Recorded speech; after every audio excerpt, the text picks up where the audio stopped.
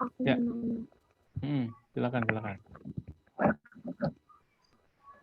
Kan tadi kata kakak kalau misalnya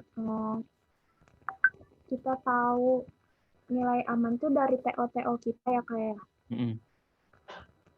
Tapi kan TO kita itu kalau nilai TO itu kadang naik turun kak. Oh gitu. Ya kalau nanti nilai TO bisa dengan dua cara nih. Caranya pertama ngelihat nilai TO terendah sama tertinggi kita. Atau semua nilai TO-nya digabung bagi dengan 5 kali TO digabung bagi 5 berapa rata-ratanya gitu. Kan ada 3 jenis hasil TO ya. TO ketika kita udah siap belajar banget, ada yang nggak siap belajar banget, sama ketika kita waktu sedang-sedang aja kesiapannya. Nah itu ntar kamu kan yang tahu kan diri kamu sendiri kan. Nah coba cek nih kamu ketika siap banget nilainya berapa, ketika nggak siap banget berapa patokannya gitu. Nah, yang paling kan bedanya nggak jauh-jauh beda kan antara 25 sampai 75 paling gitu.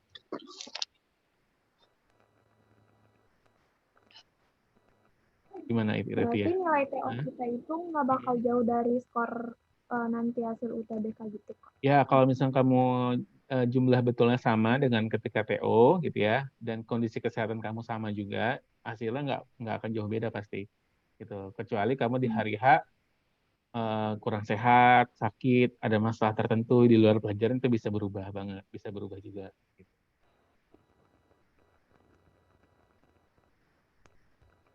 Gitu ya, Tia. Ya, ya, oke. Ada lagi?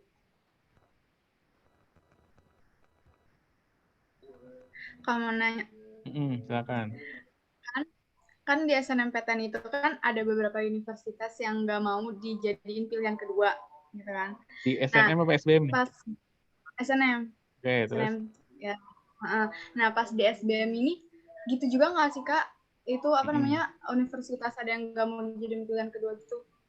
Ya, pertama kakak lurusin ya, di SNMPTN itu sebenarnya bukan pertama, memang ada beberapa kampus yang nggak mau diduakan gitu ya, nggak mau dibilang kedua. Tapi sebenarnya yang jadi real di lapangan itu ialah bukan mereka nggak mau diduakan, tapi secara proses kita udah memilih kampus tersebut pilihan kedua, itu kemungkinan masuknya jadi kecil, bisa 3% atau 5% hanya kemungkinan masuknya. Karena prosesnya ialah saat data kita nggak lolos, saat kita nggak lolos dan data di pilihan pertama nih, maka data kita akan dilimpahkan ke panitia pilihan kedua.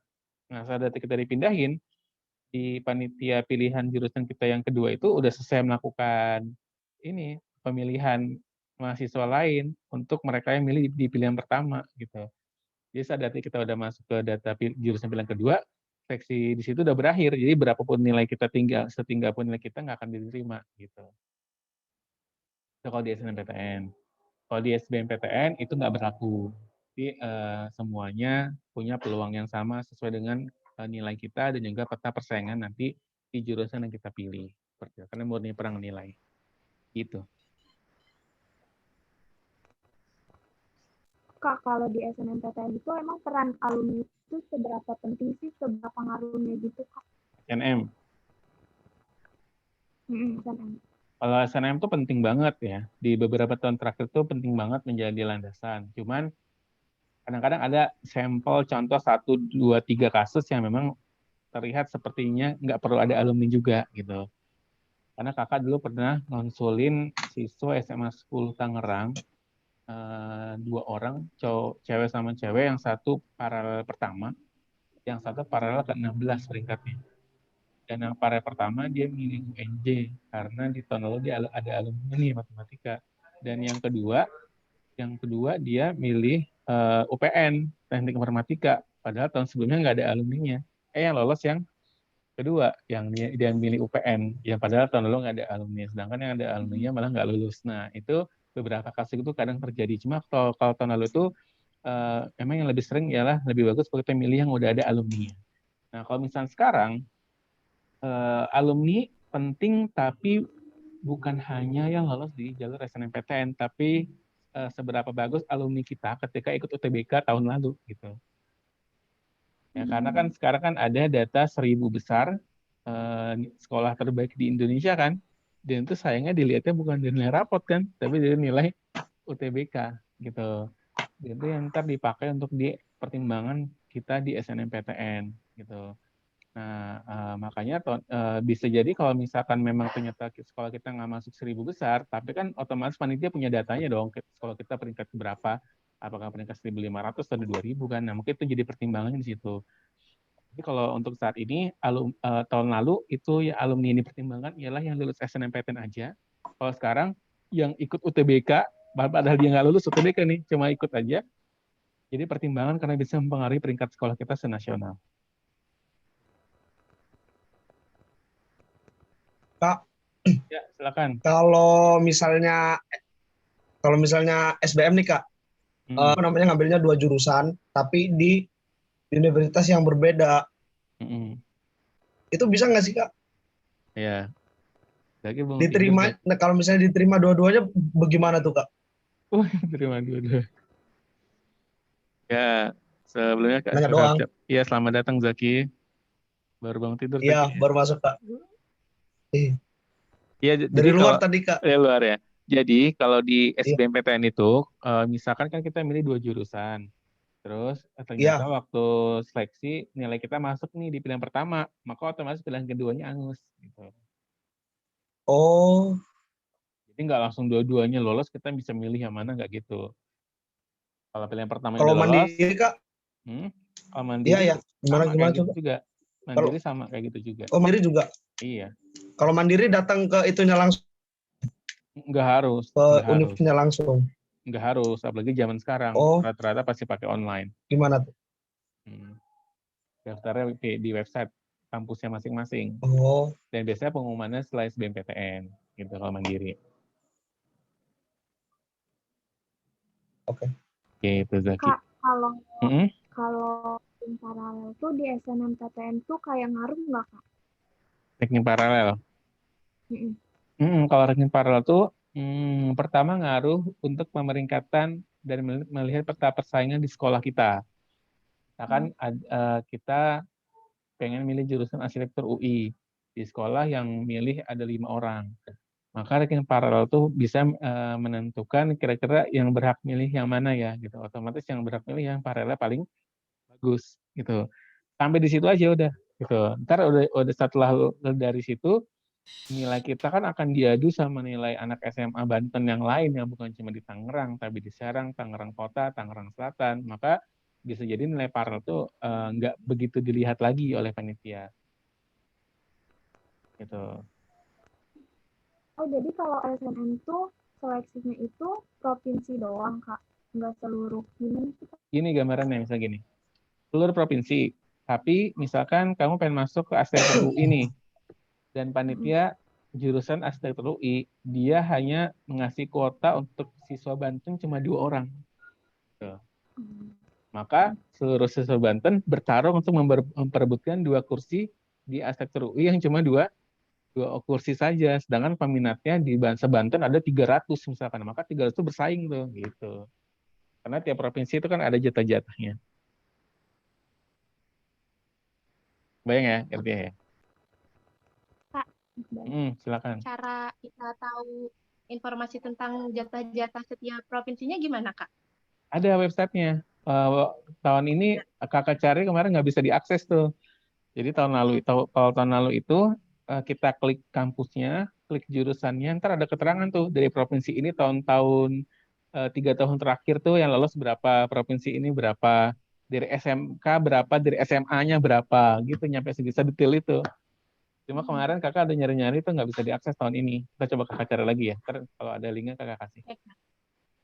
Iya. Dan untuk Banten memang rata-rata kecil semua di seluruh provinsi ya. 5, 4 gitu. Paling banyak kalau di Untirta sama di ITERA. ITERA Lampung. Kak, itu ngambilnya dari SMA-nya apa dari KTP, Kak? Soalnya saya di sini, KTP saya di Sidoarjo. Dari SMA, dari SMA-nya. SMA-nya. Asal SMA-nya. Keren dari bukan dari KTP-nya. Iya. Silakan yang lain. Saya mau nanya, Kak. Nggak jadi. Duluan. Coba dulu. Maaf, Nop. Siapa duluan, Nop? Dia ya? Duluan, dia dulu. Iya, dia. Coba Tadi dia. Novi dan- Dia gantian, coba dia dulu. Kak, saya mau nanya kalau misalkan di SBM itu kan milih 2 pilihan juga kan, Kak? Itu ada aturan ini lagi nggak, Kak? Aturan daerah lagi apa udah bebas milih di mana aja? Bebas di mana aja. Kamu mau kan kita tengah Tangerang nih.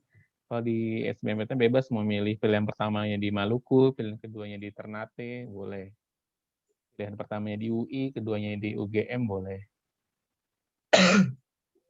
Bebas. Tapi pernah kejadian sekitar 5 tahun yang lalu kan kita milih 3 jurusan waktu itu di SBMPTN.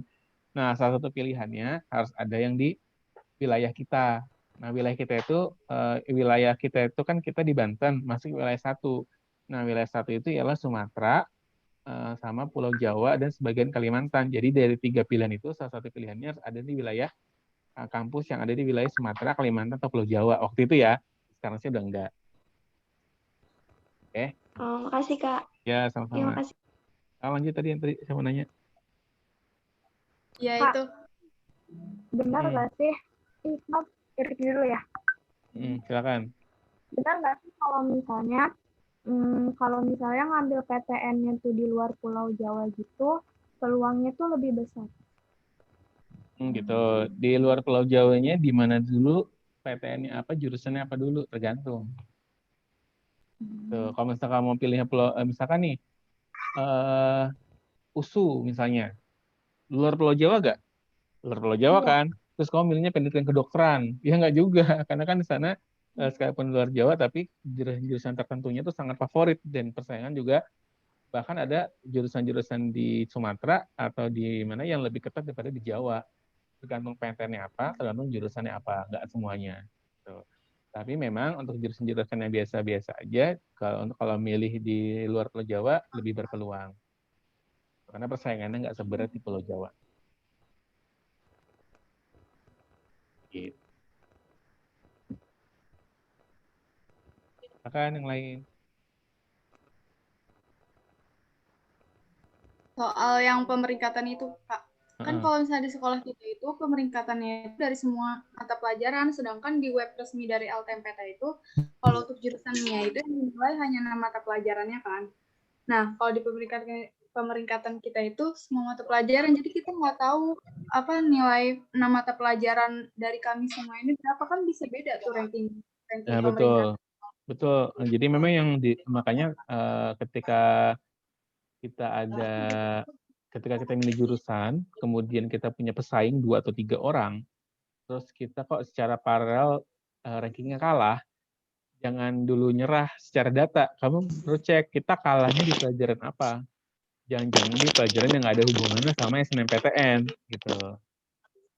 Nah, maka cara cari tahunya ialah kita bukan berarti harus cari tahu semua nilai 6 pelajaran ke semua siswa ya. Tapi cara cari tahunya ialah ke siswa yang pilihan jurusan sama dengan kita. Gitu. Jadi kita lihat dia nilai yang 6 pelajarannya berapa, bandingin sama kita, kira-kira tinggian mana. Ya. Kak, kalau misalkan kan SNMPTN, ada 2 tuh yang jurusan sama kampusnya sama, 2 orang. Nah, mungkin nggak sih Kak dua-duanya bisa dapat?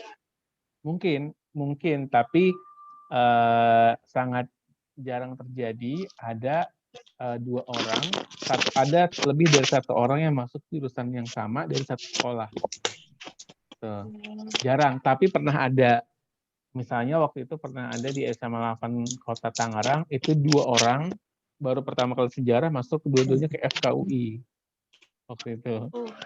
Karena jatah FKUI yang harusnya 1 buat SMA 8, 1 buat SMA 1 Tangerang, sama anak SMA 1 nggak ada yang ngambil. Ya, sekalipun ada yang ngambil, nilainya nggak masuk, maka kuota diserahin ke SMA 8. Gitu. Ini jarang terjadi, tapi bisa terjadi. Gitu.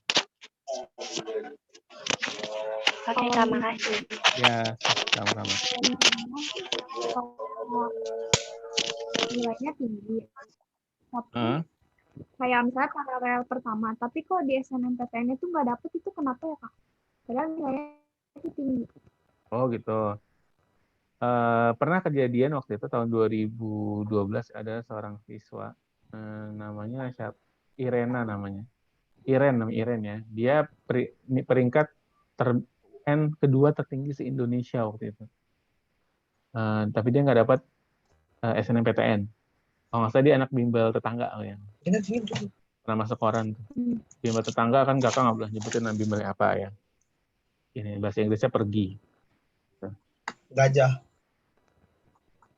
Nggak juga. Nggak boleh sebutin namanya lah. Sebutin warnanya aja merah kuning ya gitu. Inisialnya aja, Kak. Ya, inisialnya ya. Nah, jadi kalau misalnya ada orang nilai tinggi, paralel 1, dia nggak lolos, yang perlu dianalisa ialah pertama, dia pilihan jurusannya apa. Gitu. Dia pilihan jurusannya apa dulu, kemudian setelah itu kita lihat tahun lalu di sekolah dia itu ada ini nggak, ada yang masuk ke situ nggak. Misalnya yang tadi kasus yang siswa bimbel sebelah tadi, ya, dia itu nggak masuk karena pilihan pertama dia itu gini, pilihan pertama dia FKUI, kedua akuntansi UI, ketiga FK USU. Seperti itu, kan 3 jurusan waktu bisa. Nah, itu agak aneh tuh. Jadi pilihan dia itu bisa jadi gagal karena memang sekolahnya sebelumnya nggak ada yang tembus ke UI, ya.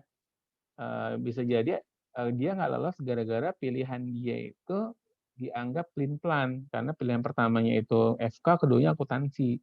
Nah, dia karena secara keilmuan nggak dianggap konsisten, mungkin akhirnya meragukan pihak universitas gitu. Walaupun nilai UN dia tinggi itu waktu itu nggak jadi pengaruh juga.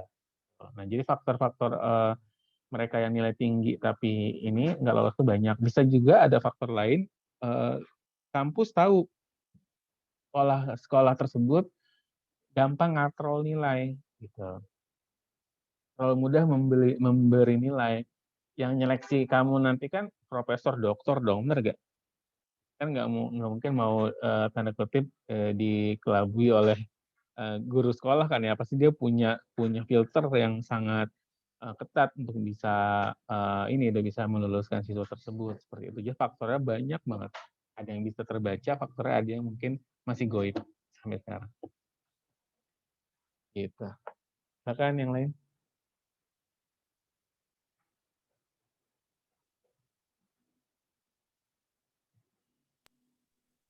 Kak, berarti kalau misalnya nih ada yang daftar di sekolah kita ini, ada yang daftar jurusan nama SNM di jurusan nama kampus yang sama, tapi nilainya itu cuma beda 0,0 bla bla bla lagi.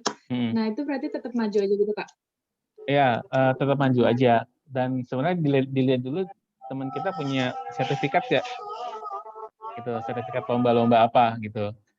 Atau dia ketua apakah dia ketua organisasi atau tidak, itu juga bisa pengaruh gitu.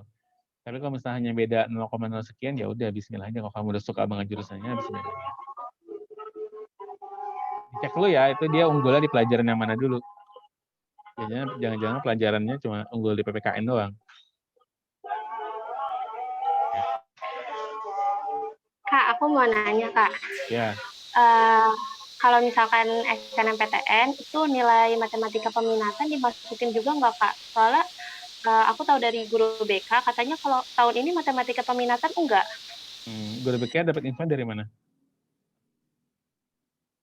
Dari mana ya? Kurang tahu deh, Kak. Tapi dia ngomongnya katanya nggak dimasukin, cuma nanti mau cek lagi atau apa gitu. Oh gitu. Kalau setahu kakak sih dimasukin peminatan atau enggaknya atau digabung dibagi dua itu nggak jauh beda hasilnya. Gitu. Iya. Ya kan? Kamu ada MTK peminatan dan MTK wajib kan? MTK wajib sama peminatan beda nilainya berapa? Yang semester 5 beda jauh, Kak. Berapa? Matematika peminatan 87, matematika wajib 78. 78. Itu di semester 5 kemarin ya? Iya. Dan kampus kan, pihak kampus nggak mungkin ngelihat nilai kamu, nilai rapotnya kan ya, kan itu inputnya kan digital kan, maka bisa aja kalau misalnya nilai kayak gitu bagusnya digabung bagi 2 gitu, atau masukin yang gede aja sekalian. Oh iya. Kak, kalau silakan. Aku nih. Ya, Kak, kalau misalnya kan setiap sekolah tuh KKM-nya tuh beda-beda. Nah, kalau misalnya KKM-nya lebih tinggi, otomatis nilainya lebih tinggi. Nah, sedangkan kalau yang misalnya KKM-nya tuh rendah, otomatis nilainya itu kan nggak bakal setinggi yang KKM-nya tinggi ya. Terus itu gimana Kak persaingannya di SNMPTN? Ya, KKM itu kan hak dari tiap sekolah ya, nentuinnya berapa. Dan bisa jadi ada sekolah yang tadi Kak bilang ada yang pelit nilai, ada yang gampang nilai. Nah, nanti semuanya itu yang berhak, yang ujung, yang paling akhir yang menilai ialah pihak universitas. Dan dia lebih tahu kira-kira, bisa jadi sekalipun nilai rapot di sekolah itu lebih rendah, saya tuh kampus lebih senang ngelihat nilai yang real kayak gitu daripada nilai yang terlihat katral gitu loh. Nah, jadi ntar kembali ke pihak kampusnya masing-masing, dan pihak kampus jadi dia cara penilaiannya beda-beda gitu. Ada kampus yang suka yang cari KKM-nya kecil, ada yang suka nyari KKM-nya gede, itu bisa aja. Karena beda-beda penilaian tiap kampus, nggak bisa disamaratakan. Kak, saya mau nanya Kak. Ya, silakan. Kalau kayak akreditasi sekolah itu ngaruh nggak kalau misalnya di SBMPTN? Kalau di SNMPTN harus di kuota ya. Kalau di SBMPTN tidak ngaruh sama sekali. Oh, berarti murni nilai aja gitu? Murni nilai, nggak ada hubungan sama akreditasi. Karena kadang-kadang ada kok kampus swasta yang akreditasinya A juga mahasiswanya gitu-gitu aja. Nggak ngaruh itu. Oke Kak. Itu kan bisa diperbaiki 5 tahun sekali ini. Silakan, ada lagi yang lain? Yang belum nanya ini berarti Hasnil ya, Hasnil.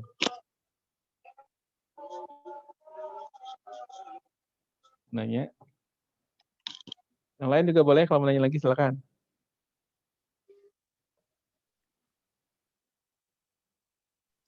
Ini Kak, yang apa? Kan udah keluar yang apa sih namanya? Universitas dengan peminat terbanyak tahun 2020 itu kan udah keluar. Nah, menurut Kakak itu sarannya kan saran Kakak itu udah masuk aja ke yang peminatnya terbanyak. Itu kan juga sesuai relevan sama daya tampung yang banyak. Nah, yang kayak gitu atau yang universitasnya top A juga nih, tapi dia daya tampungnya itu sedikit. Itu gimana saran Kakak? Oh ya, pertanyaannya lebih milih jurusan yang peminatnya banyak, daya tampungnya banyak, atau milih jurusan yang daya tampungnya biasa-biasa aja, peminatnya biasa-biasa aja gitu ya? Nah, yang penting ialah bukan hanya jumlah peminat dan kuota, tapi nilai kita berapa. Gitu. Karena kalau misalkan nilai kita, misalkan kamu milih jurusan A, nilainya yang biasa masuk ke situ misalkan 500 nih misalnya. Terus nilai kamu 700. Di sana kuotanya cuma ada 15 orang. Tapi saingannya ada 300.000. Itu gimana? Kan sengit secara jumlah sengit. Tapi secara nilai, sekalipun peminatnya 300.000, tapi itu ampas buih di lautan semuanya. Nggak ngaruh. Gitu. Sama nilai kamu masuk, kamu akan diterima. Gitu. Beda sama kayak di ITB. Di ITB kan peminatnya nggak sebanyak di Unpad atau di Brawijaya. Kuotanya sedikit, ya kan? Tapi sekalipun peminatnya sedikit, kualitasnya ngeri-ngeri, gitu kan? Malah itu lebih yang berbahaya malah, gitu. Makanya fokusnya bukan hanya di jumlah peminat sama daya tampung, tapi ke nilai kitanya cukup atau enggak, gitu. Yang paling ngaruh. Ketika nilai kita cukup, peminat dan kursi kuota nggak begitu ngaruh. Ada pengaruhnya, tapi nggak begitu pengaruh. Kalau nilai kita udah sangat cukup. Gitu. Masih Kak. Ya, sama-sama. Pak, kalau pilihannya... Ya, Irtihat habis kalau itu. Pilihannya daya tampungnya dikit, peminatnya banyak, peminatnya dikit, tapi daya tampungnya dikit juga, atau peminatnya banyak, daya tampungnya banyak. Itu gimana? Sama aja pertanyaannya. Ya, metodenya mirip-mirip ya. Kalau kakak pribadi, kakak lebih senang untuk memilih sebenarnya rasionya berapa tuh rasionya nih? Kita lihat rasionya berapa dulu, 1 banding berapa. Misalnya dia tampungnya 10, peminatnya 100, berarti 1 banding berapa? 1 banding 10. 10. Ada jurusan yang dia daya tampungnya 50, tapi peminatnya 100.000. 1 banding berapa? Tapi peminatnya 5, misalkan peminatnya 5.000 orang. 1 banding berapa tuh? Banyak kan? Nah, jadi selain ngelihat jumlah peminat, lihat dulu ininya, rasionya berapa dulu ya. Nah, kalau misalnya dari kalau ternyata peminatnya banyak tapi rasionya ternyata persaingannya nggak seketat yang peminatnya dikit, maka bisa jadi milih yang peminatnya banyak itu lebih berpeluang. Ini kalau ngomongin jumlah peminat ya. Tapi yang perlu ya bukan cuma jumlah tapi rasionya ya. Rasionya 1 banding berapa dulu. Cara ngitung rasio tahu kan yang misalkan dia tampung ada 25, peminatnya 100, berarti 1/4 gitu. Ngerti maksudnya? Ngerti ya? Oke. Kalau misalnya peminat kenapa? Istihad. Kak, Lanjut. kalau daya tampung itu disesuaikan sama peminat nggak sih? Kalau misalnya peminatnya banyak, otomatis daya tampungnya tuh pasti banyak gitu. Enggak, daya tampung disesuaikan dengan kapasitas, kemampuan, fasilitas universitas gitu. Bukan dari jumlah peminat. Beda sama swasta. Kalau swasta diusahakan semua peminatnya masuk, ya kan? Kan biar duitnya juga masuk. Kalau di negeri nggak bisa, harus sesuai dengan daya tampung universitas. Nggak peduli berapa peminatnya. Gitu. Silakan, Tiara. Kak, kalau misalkan ikut mandiri nih, emang nanti nilai rapot dilihat lagi? Apa tes? Kalau ada kemarin kampus mana ya yang baru merilis bahwa nilai rapot menjadi salah satu ini. Oh, ITB kalau nggak salah ITB. Jadi kalau nggak salah ITB dia ujian mandirinya juga melihat nilai rapot, tapi itu menjadi salah satu faktor penilaian ya, nggak yang pasti banget. Salah satu faktor penilaian gitu. 4 juga Kak, setahu saya Kak. 4 ya, ya 4. Ada beberapa itu baru terjadi sepanjang sejarah ujian mandiri dilihat pakai nilai rapot gitu. Iya. Tapi rata-rata tes lagi ya Kak? Rata-rata biasanya ada yang tes lagi, ada yang pakai nilai UTBK. Oh iya. Yang tes lagi paling UI UGM. Yang hampir pasti.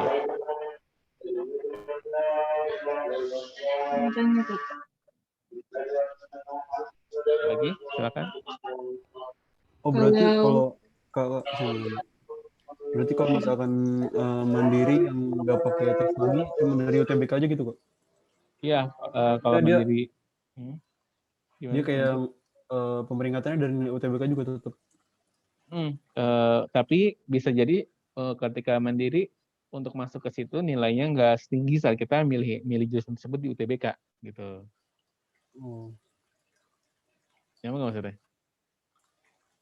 Jadi bisa aja nih, misalkan kita pengen masuk ke Brawijaya Teknik Mesin. Kalau misalkan dari via UTBK SBMPTN, itu nilai minimal UTBK-nya harus 670 misalnya. Tapi saat di Mandiri ternyata nilai 620 juga bisa masuk, karena kan saingannya nggak seberat di SBMPTN. Gitu.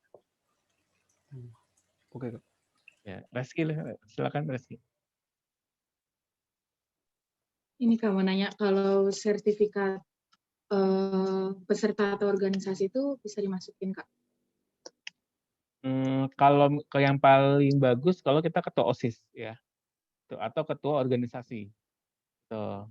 Nah kalau misalkan anggota sih kakak rasa boleh-boleh aja gitu, tapi yang pernah di statementkan oleh beberapa kampus ialah ketika kita jadi ketua organisasi, terutama ketua OSIS, itu menjadi salah satu yang diutamakan, terutama di IPB ya, ada jalur masuk ketua OSIS. Kamu ketua memang? Iya ya. Kalau misalnya punya pokoknya sertifikat yang kita punya masukin aja udah semuanya. Yang terbaik ya. Jadi kalau peserta juga nggak apa-apa? Iya, kalau misalnya nggak ada sertifikat lain, masukin aja nggak apa-apa. Sahabat-sahabat aja, kalau misalnya kita ada saingan kita nilainya sama kita sama, dia nggak ada sertifikat kita ada, itu jadi faktor pemberat. Tapi itu nggak harus linear gitu kan, misalnya Maksudnya nggak kayak harus misalnya mengambil kayak kesehatan gitu, tapi kita malah lombanya kayak olahraga gitu-gitu. Itu nggak Bagus. apa-apa, Kak? Beberapa kampus maunya linear. Beberapa kampus Hmm. nih.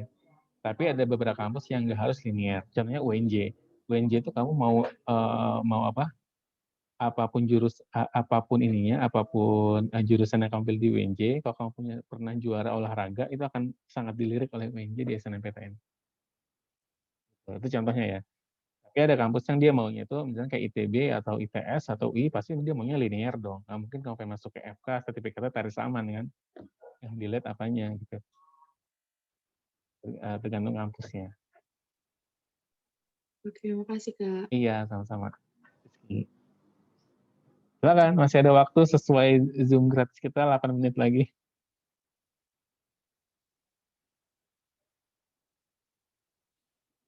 Ada lagi yang baru masuk, Naomi baru masuk. Jihan, silakan. Kalau mau nanya, yang lain juga boleh. Mau nanya lagi.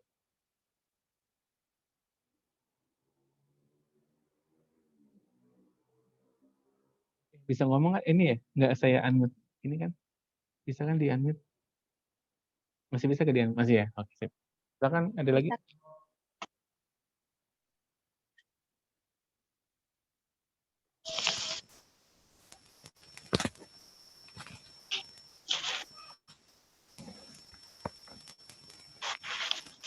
aku mau nanya sekali lagi deh.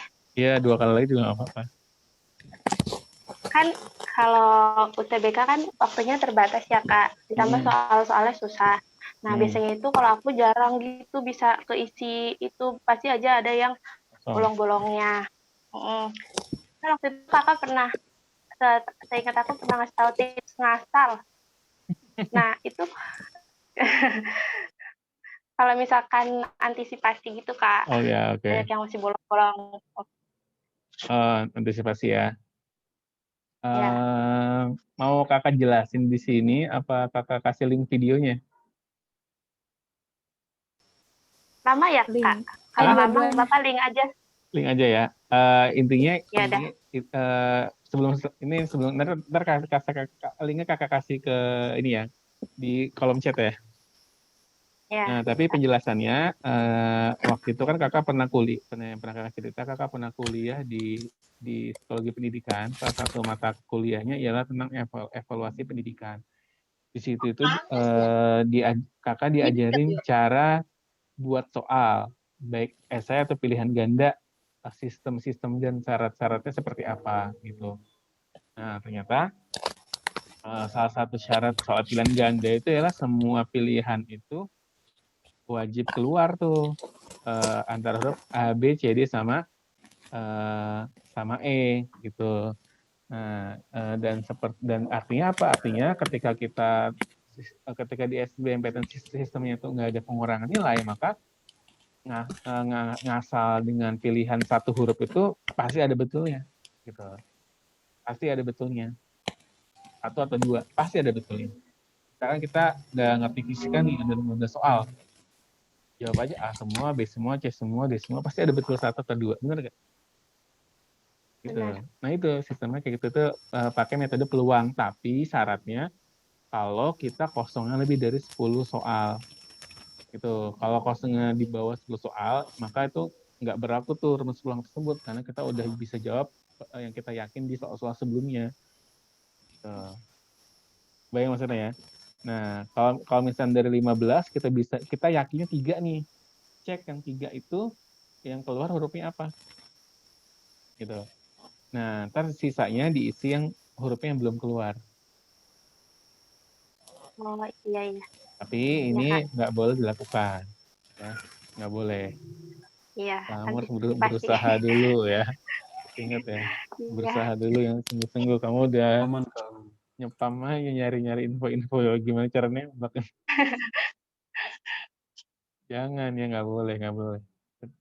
Itu ya di caranya kayak gitu gambarannya. Tapi memang kondisi itu mungkin perlu dan terbantu untuk anak-anak yang suka nervous mendadak gitu ya, atau dia psikosomatis kan gitu. Mungkin bisa jadi cara kayak gitu perlu dipahami juga. Gitu.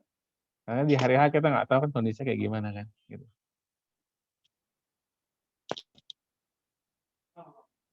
Kasih, Kak. Iya, sama-sama. Silakan yang lain. Ada waktu.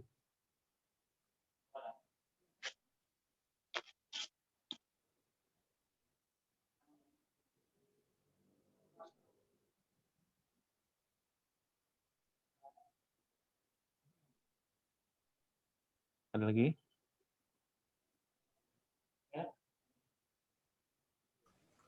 Cukup kayaknya, Kak. Udah cukup ya. Jangan lupa subscribe channel YouTube Kakak ya. Oh iya, Oke. siap, Kak. Lumayan nih. Berapa subscriber? Ada 10, lumayan kan. Ntar kakak kasih linknya ntar kakak kasih ke Erik aja berarti ya. Ntar Erik disebar di grup ya. Kan kalau habis kan nggak bisa di ini. Oke? Berarti gitu aja ya. Sampai udah masuk ke mau jam 4 juga. Mungkin ada kegiatan dan juga Zoom-nya udah mau habis. Berarti kita sudah dulu sampai di sini ya. Nah, kalau misalnya mau ada konsul-konsul lagi, ntar kabari kakak aja. Ntar via Erik gitu ya. Oke, kita tutup. Ada yang baca alhamdulillah, amin. Terima kasih. Mohon maaf kalau ada salah kata. Sampai ketemu lagi. Assalamualaikum warahmatullahi wabarakatuh. Selamat sore semuanya. Waalaikumsalam warahmatullahi wabarakatuh. Terima kasih, Kak. Ya, sama-sama semuanya. Semangat ya belajarnya ya. Izin KKN ya. Iya, Kak. Oke, Iya, Kak. Kak. Ya, Iya, mari. Kak. Terima kasih, Kak.